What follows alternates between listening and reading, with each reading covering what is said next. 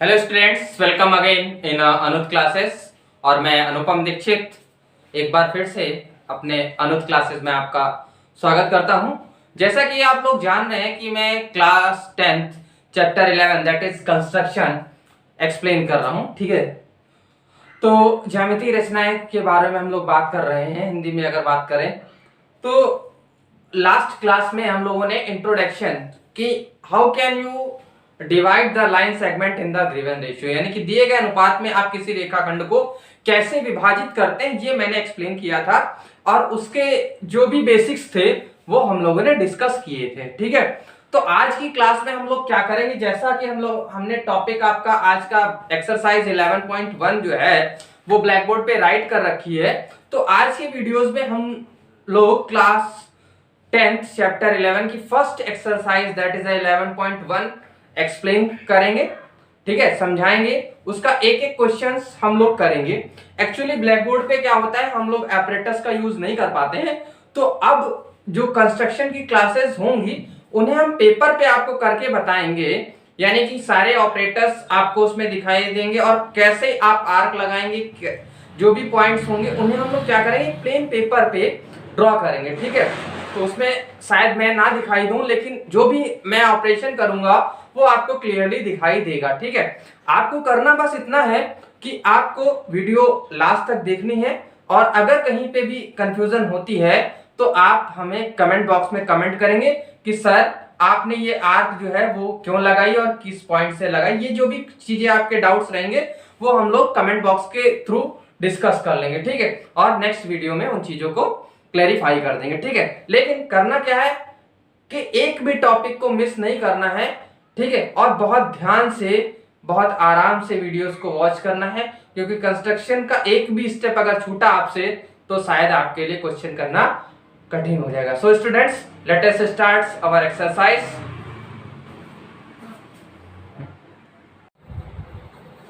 Hello students, जैसा कि मैंने अभी आपको स्टार्टिंग वीडियो से स्टार्ट किया तो मैंने बोला कि हम लोग जो एक्सरसाइज अब करेंगे वो हम लोग कहाँ से करेंगे, अपने पेपर पे करेंगे। ओके, तो अब पेपर पे करेंगे तो उसके लिए हमें सारे अपने ऑपरेटर्स भी अरेंज करने हैं। ठीक है, तो जो भी हमारी रिक्वायरमेंट्स थी, जैसा कि मैंने स्टार्टिंग इंट्रोडक्शन में वीडियो में बताया था कि आपको क्या क्या चीज़ें चाहिए। ठीक है, तो ये हमारी हो गई स्केल। ठीक, ये हमारा हो गया प्रोटेक्टर, ये हो गया हमारा कंपास विद अ पेंसिल, ये हमारी हो गई इरेजर। ठीक है, शॉर्पनर हमारा साइड में रखा हुआ है। ठीक, अगर आप चाहो तो मैं उसको दिखा सकता हूँ, ये हमारा हो गया शॉर्पनर। तो ये चीज़ें हमें हमारे कंस्ट्रक्शन में ज़रूरत आने वाली हैं। ठीक है, तो अभी जैसा मैंने प्रोटेक्टर में आपको बताया भी था कि प्रोटेक्टर में क्या होता है, आप दोनों साइड से मेज़र कर सकते हो।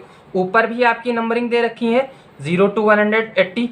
ठीक है, और नीचे भी 0 to 180 दे रखी हैं, जैसे बहुत आराम से आप देख सकते हो।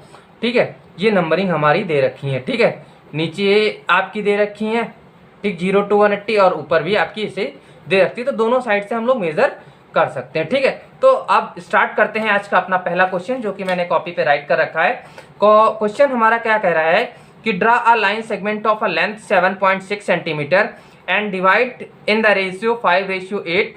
मेजर द टू पार्ट्स, दोनों जो पार्ट्स हमारे आएंगे उन्हें हमें मेजर करना है, और give justification of the construction, यानी कंस्ट्रक्शन का अपने को जस्टिफिकेशन भी देना है। तो सबसे पहले स्टूडेंट्स मैंने आपको बताया था कि सबसे पहले आपको क्या करना है, सबसे पहले आपको क्या करना है, जो भी 7.6 दे रखा है 7.6 लेंथ की आपको ड्रॉ कर लेनी है लाइन सेगमेंट। तो ये हमारा हो गया 0।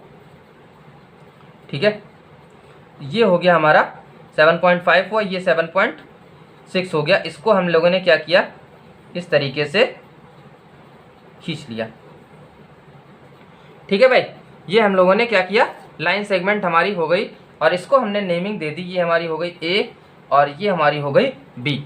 फिर हमने क्या बताया था कि आपको ए पॉइंट से एक एक्यूट एंगल बनाती हुई आपको रे ए एक्स ड्रॉ करनी है। ठीक है, acute angle that means less than 90 degree. ठीक, इस तरीके से आपको एक लाइन ड्रॉ कर लेनी है एक्यूट एंगल, इसको रे बोल देते हैं हम लोग, रे ए एक्स बोल देते हैं। ठीक, अब क्या है, अभी हमारा रेशियो क्या दे रखा है, 5:8।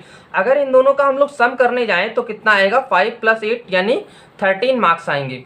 तो अब हम लोग क्या करेंगे, इस कंपास में थोड़ी सी डिस्टेंस मेज़र करेंगे। ठीक, मान लिया इतनी हमने डिस्टेंस मेज़र कर ली, और इस डिस्टेंस से क्या करेंगे, इक्वल आर्क लगाना स्टार्ट करेंगे। कितने आर्क लगाने, 5 + 8 यानी कि हमें 13 आर्क लगाने। तो इस कॉपी को हम लोग क्या करेंगे, थोड़ा सा इस तरीके से घुमा लेंगे कॉपी को, और घुमाने के बाद क्या करेंगे, इस डिस्टेंस से स्टार्ट करेंगे आर्क लगाना। पहला आर्क 1, फिर हमारे 2 हो गए, ठीक है, 3, 4, 5, 6, 7, 8, 9, 10, 11, 12, देन 13, यानी जो लास्ट आर्क आया उसके लिए थोड़ा सा हमको क्या करनी पड़ेगी, इसको प्रोड्यूस करना पड़ेगा। ठीक है, तो थोड़ा सा हम इसको बढ़ा देते हैं, रे को अपनी जो हमने बनाई थी रे, तो उसको इस तरीके से बढ़ा देते हैं, और जो भी एक्स्ट्रा चीज़ें हुई उनको हम लोग इरेज कर देंगे। ठीक है, इस तरीके से। ओके, क्लियर होगी। अब क्या हुआ, इन्हें हमें नेमिंग देनी है, तो नेमिंग हम लोग देंगे, क्या देंगे, ये ए था, ये A1 हो गया, A2 हो गया, A3 हो गया, A4 हो गया, A5 हो गया, A6 हो गया, A7 हो गया, A8, A9, A10, A11, A12 और A13। ठीक है, अभी स्टूडेंट्स हमें क्या करना है, जो A13 हमारा है, ये जो A13 है ना, ओके, तो इस A13 को हमें क्या कर देना है, इस B पॉइंट से मैच कर देना है। तो इस A13 का ये पॉइंट हुआ जहाँ पे उसने उसको कट किया था, ठीक, और B पॉइंट हमें इस तरीके से उसको ले जाके मैच कर देना है। इतनी बात समझ में आ गई। ठीक, यानी कि B को आपको A13 से मैच कर देना है। बात समझ में आ गई। अब क्या करना है, स्टार्टिंग में आपका कितना है, 5, यानी कि A1, A2, A3, A4, 5। अब आपको इस A13 के पैरेलल लाइन कहाँ पे खींचनी है, इस A5 पे खींचनी है। ठीक, तो अब हम लोग क्या करेंगे, हम लोग एंगल A13 के इक्वल एक एंगल बनाएंगे, कहाँ पे, A5 पे। ठीक, तो उसके लिए हमने आपको सिखाया है, आपको यहाँ पॉइंट पे इस A13 पॉइंट्स पे क्या रखना है, कंपास की निडल रखनी है, और उसके बाद क्या करनी है, एक इस तरीके से आर्क मारनी है। ठीक, इस तरीके से आपको आर्क मार देनी है। वही सेम प्रोसीजर आपको करना है, कहाँ पे, इस पे करना है। ठीक है, ऐसे करना है। अब क्या करना है, ये जो रे है और इसके बीच की हमें मेज़र कर लेनी है डिस्टेंस, तो डिस्टेंस हम मेज़र करेंगे, स्टार्ट करेंगे ये। ठीक, ये हमारी डिस्टेंस मेज़र हो गई इस तरीके से भाई स्टूडेंट्स। ठीक, और इससे उसी डिस्टेंस से हमें क्या करना है, इस पॉइंट से इस तरीके का आर्क लगा देना है। ठीक है, ये आर्क लग गया, और उस आर्क को क्या करना है, कहाँ से मैच करना है, आपको A5 से मैच कर देना है। ठीक है, इस आर्क को जहाँ पे कट किया, इसने इसको इस पॉइंट पे कट किया, तो इस कटिंग पॉइंट को कहाँ से मैच कर देना है आपको, A5 के पॉइंट से। A5 के पॉइंट से हम मेज़र करेंगे। ठीक है, तो ये पॉइंट हो जाएगा हमारा C। ठीक है, तो A5 जो हमारी होगी A5C, वो पैरेलल हो जाएगी किसके, A13B के। बात समझ में आई कि ये जो लाइन है वो इस लाइन की हमारी क्या हो जाएगी, पैरेलल हो जाएगी। क्यों, क्योंकि हमने इस एंगल के इक्वल ये वाला एंगल बना दिया है। ठीक है students, I think you understand very well कि how can you solve question number first of exercise 11.1. okay, now write the construction steps which I followed in the questions. First question construction step क्या था, सबसे पहले हम लोगों ने क्या किया था, एक 7.6 सेंटीमीटर की लाइन सेगमेंट ड्रॉ करी थी। सो Please write, draw the line segment AB of 7.6 centimeter and draw a ray x AX making an acute angle with the line segment AB। जैसा कि मैंने बताया था AB से एक एक्यूट एंगल बनाती हुई रे आपको ड्रॉ करनी है, जिसको हम लोगों ने नाम क्या दिया था, AX दिया था। उसके बाद क्या किया था हम लोगों ने, AX पे 13 यानी कि 5 + 8 मार्क्स किए थे, जो कि इक्वल थे A1 A2 A3, और वो आपस में इक्वल थे। A1 की जो डिस्टेंस थी A1 A2 A3 A2 A3 और लास्ट में A2 12 A13 के इक्वल थे। उसके बाद हम लोगों ने क्या किया था, B A13 को मैच किया था, ज्वाइन किया, मतलब B पॉइंट को A13 से मैच किया। फिर हम लोगों ने क्या किया, A5 पॉइंट पे इस B A13 के पैरेलल हमने एक लाइन ड्रॉ करी जो AB को C पॉइंट पे इंटरसेक्ट करती है। ठीक है, जब हम लोग मेज़र करते हैं AC को तो हमारा कितना आता है, 2.9 सेंटीमीटर, और BC को जब मेज़र करते हैं वो 4.7 सेंटीमीटर हमारा आता है। ठीक है, तो ये रहा हमारा कंस्ट्रक्शन स्टेप। इसके बाद हमें क्या करना है, इसके बाद हमें करना है वेरिफिकेशन। ठीक है, कि ये जो आया है उसका जस्टिफिकेशन हमको देना है। ठीक है स्टूडेंट्स, ओके, जस्टिफिकेशन के लिए हमें फिर से फिगर पे अपने आना पड़ेगा। ठीक है, ये हमारा फिगर था, इसमें अभी क्या देख रहे हैं कि ये वाली जो लाइन है वो इस लाइन के पैरेलल है। ठीक है, तो क्या है कि A5C पैरेलल टू BA13 है। ठीक है, A5 जो C है वो BA13 है। तो इंट्रोडक्शन वीडियो में मैंने आपको एक थ्योरम बताई थी।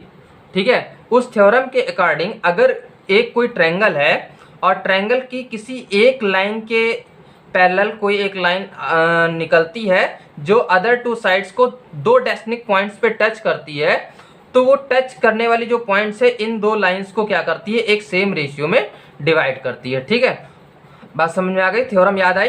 ठीक है, तो उसके अकॉर्डिंग जो प्रोपोर्शनलिटी थ्योरम थी, ठीक है, तो उसके अकॉर्डिंग हमारा क्या होगा कि A5 upon A5 A13।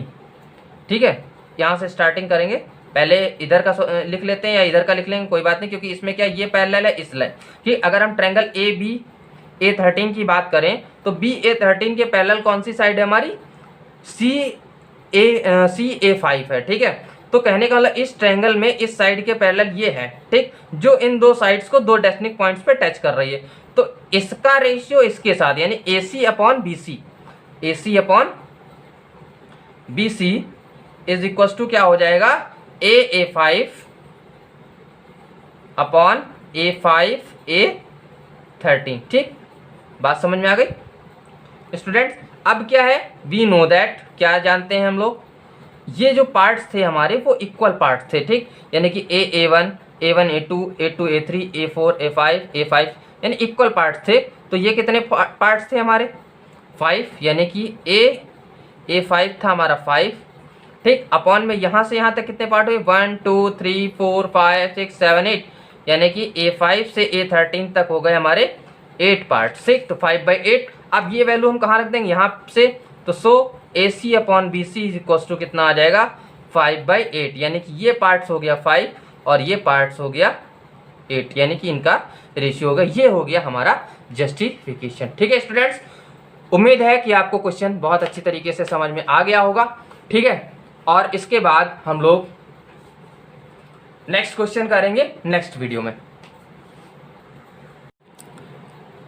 So okay students, second question की बात करते हैं। सेकंड क्वेश्चन में हमारा क्या है, construct a triangle of a side 4 centimetre 5 centimetre and 6 centimetre, then a triangle similar to it, यानी एक ट्रायंगल बनाना है और उसके एक सिमिलर एक एंगल हमें सिमिलर एक ट्रायंगल बनाना है। ठीक है, जिसकी जो साइड्स होंगी वो 2/3 होंगी करस्पॉन्डिंग साइड्स, यानी कि जो ट्रायंगल हमें दिया है उसके रेस्पेक्ट में जो न्यू ट्रायंगल फॉर्म बनाना है सिमिलर, वो उसकी साइड्स होंगी 2/3 और उसका हमें जस्टिफिकेशन भी कंस्ट्रक्शन का देना है। ठीक है, तो सबसे पहला जो हमारा काम है वो हमें गिवन जो साइड्स हैं ट्रायंगल की उसके अकॉर्डिंग ट्रायंगल का फॉर्मेशन करना है। तो ट्रायंगल का फॉर्मेशन करने के लिए सबसे पहले हम जो भी 3 साइडें दे रखी हैं उसके अकॉर्डिंग कोई भी एक साइड ले लेंगे। तो सबसे पहले हम लोग सबसे बड़ी हम जो ले रहे हैं वो मैं सबसे बड़ी ले रहा हूँ, यानी कि 6 सेंटीमीटर में ले रहा हूँ। ठीक है, 6 सेंटीमीटर ले रहा हूँ, इस तरीके से मैंने 6 सेंटीमीटर ले लिया। अब 2 साइडें आपके पास बचती हैं, एक बचती है 4 और एक बचती है 5।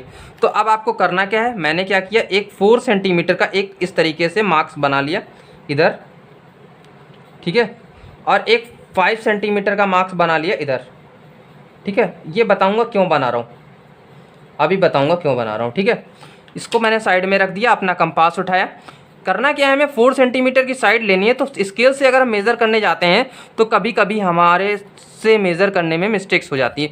अगर हम लोग पॉइंट्स रख लेते हैं, तो एक पॉइंट पे हमने रखा कंपास की नीडल और दूसरे पॉइंट्स पे ले जाके हमने क्या किया, इसको फिक्स कर दिया, तो कभी भी हमसे गलती नहीं होती है। और फिर हमने क्या किया, ये जो हमने हमारी ए बी साइड थी, इसको हमने ए बी लिखना मैं भूल गया था, ठीक है। ए पॉइंट से मैंने मारा 4 सेंटीमीटर का आर्क, ठीक, और बी पॉइंट्स को जो हमने ये 5 सेंटीमीटर का मार्क्स किया है ना, तो उसको यहाँ से इस तरीके से मेज़र कर लेंगे। ये 5 का हो गया और बी पॉइंट से हमने क्या कर दिया, 5 सेंटीमीटर का मार्क मार दिया, ठीक है। अब क्या किया, इस कटिंग पॉइंट्स को हमें क्या करना है, ए पॉइंट से मैच कर देना है, ठीक है। ये पेंसिल हमने उठा ली अपनी एक्स्ट्रा वाली, ठीक है। एक एक्स्ट्रा पेंसिल भी आप रख सकते हो, उस तरीके के जो वर्क आपको करना है। ये कटिंग पॉइंट है, कटिंग पॉइंट से इसको ले जाके इस तरीके से मैच करना होगा आपको, ठीक है।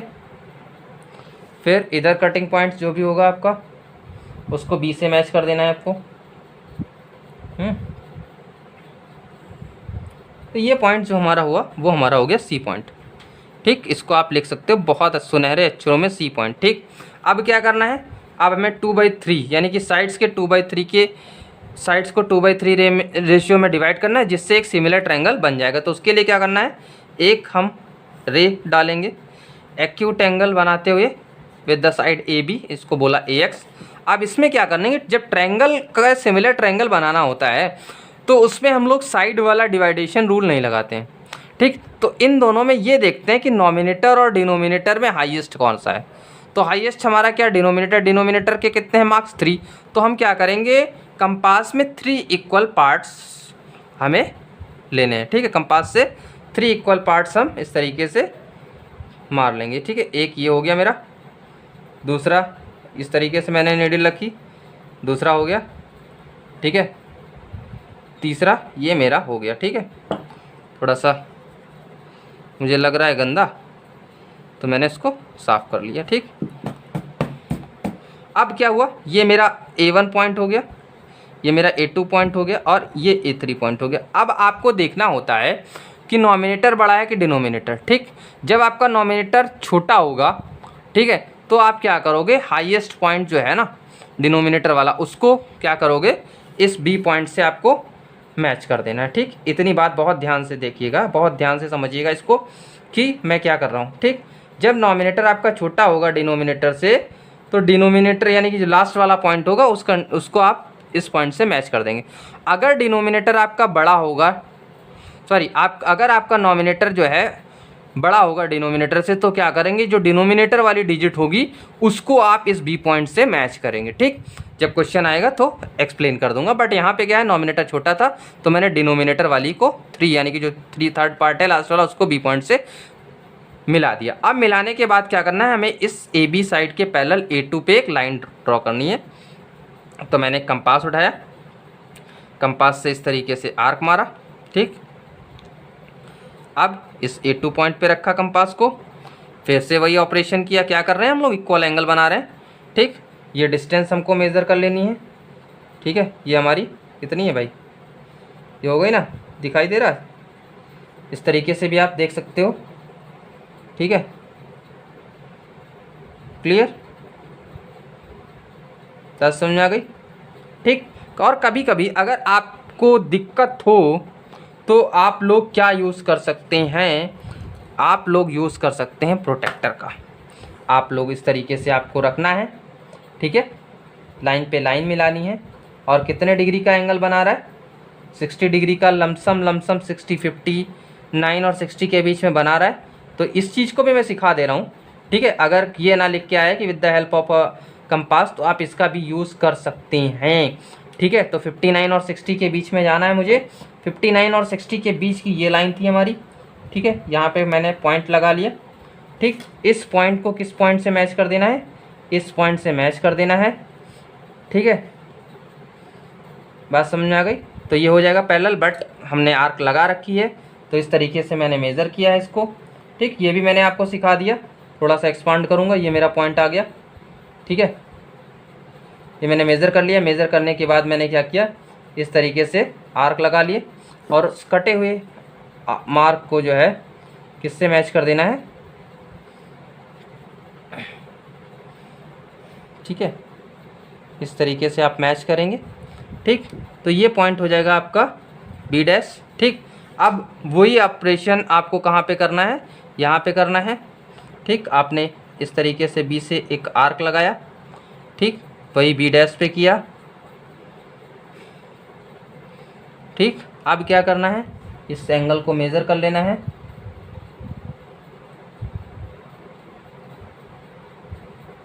ठीक भाई, कर लिया ना। इसको यहाँ से इस तरीके से रख के मेज़र किया और यहाँ से आपने आर्क मार दिया, ठीक। उसको आपको क्या कर लेना है, इस पॉइंट से इस तरीके से मिला देना है। ये पॉइंट हो जाएगा आपका सी डैश। तो कहने का मतलब ये है कि A B dash C dash is similar angle with A B C, ठीक। कंस्ट्रक्शन स्टेप्स आपको पता है क्या लिखना है।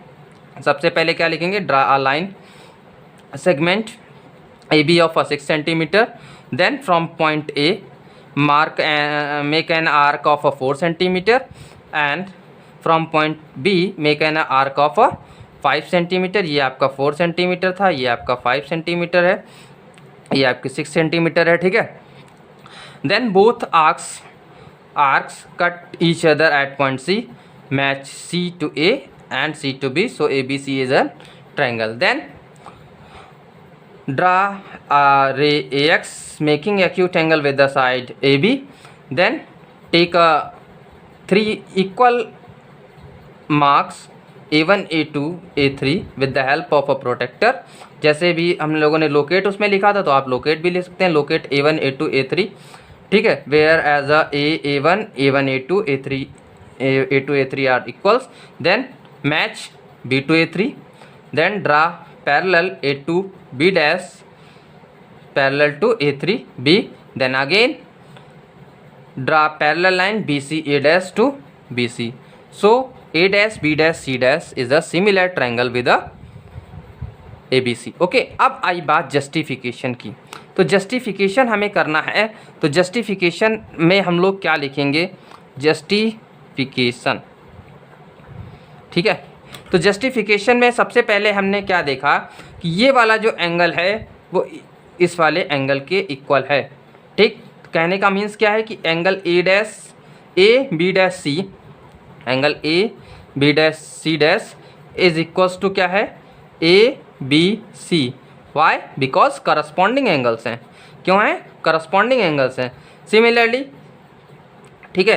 तो अब हम लोग लेंगे ट्रायंगल, कौन से ट्रायंगल में, ए बी, इन ट्रायंगल की बात करते हैं, A B A dash B dash C dash and in triangle A B C. अभी ये एंगल हम लोग प्रूव कर चुके हैं, A dash B dash C equals to angle A B C, वो हमारे क्या थे, करस्पॉन्डिंग थे, ठीक है। और angle C dash A B dash equals to C A B, वो हमारे क्या हैं, कॉमन है, ठीक है। तो जब दो एंगल्स इक्वल हो जाते हैं किन्हीं दो ट्रायंगल्स के, तो वो क्या हो जाते हैं, ट्रायंगल्स हो जाते हैं similar. So triangle A B C similar triangle A B dash C dash, जब सिमिलर हो गए तो इनकी जो साइड्स का रेशियो होगा वो इक्वल होगा। So A B dash upon A B is equals to B C dash upon B C is equals to A C dash upon A C. इसको आप लोगों ने लेट कर लिया equation number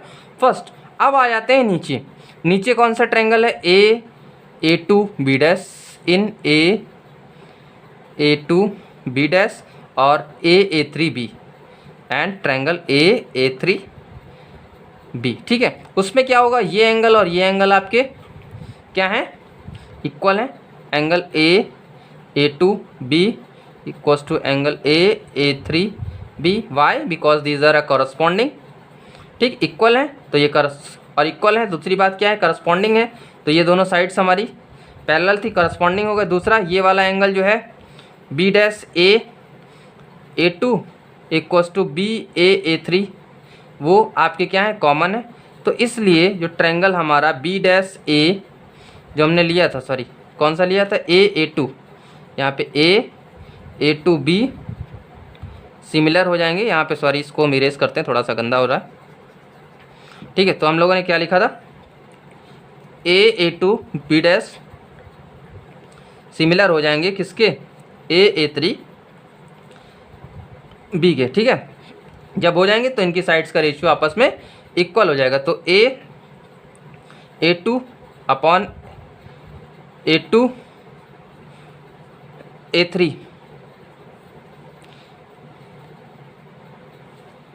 sorry A2 upon A3 equals to क्या आ जाएगा, AB' upon AB। अभी क्या देखो, A2 कितने पार्ट्स हैं, 1 और 2। ठीक, यहाँ पे लिखेंगे since A2 by A3 equals to कितना है, 2/3। क्यों, कितने इक्वल पार्ट्स हैं, ये 2 पार्ट्स हैं, और A3 कितना है, 1 2 3 पार्ट, 2/3 हो गया। ठीक, सो आपका क्या हो जाएगा, AB' अपॉन AB भी कितना हो जाएगा, 2/3 हो जाएगा। ठीक है, आप लिखोगे फ्रॉम फर्स्ट, ये AB' अपॉन AB किसके इक्वल है, सारे इक्वल्स हैं, तो AB' upon AB equals to BC' upon BC equals to AC' upon AC is equals to मतलब 2/3 होगा। तो यहाँ से अगर आप निकालो तो AB' इक्वल्स टू आपका निकलेगा 2/3 AB। ठीक है, BC' इक्वल्स टू निकलेगा 2/3 BC, और AC' इक्वल्स टू निकलेगा 2/3 AC। ठीक है, ये हो गया आपका जस्टिफिकेशन। स्टूडेंट्स, बात समझ में आई? मुझे आशा है कि आपको बहुत अच्छी तरीके से समझ में आ गया होगा। आज की क्लास में बस इतना ही, तब तक के लिए गुड बाय, थैंक यू।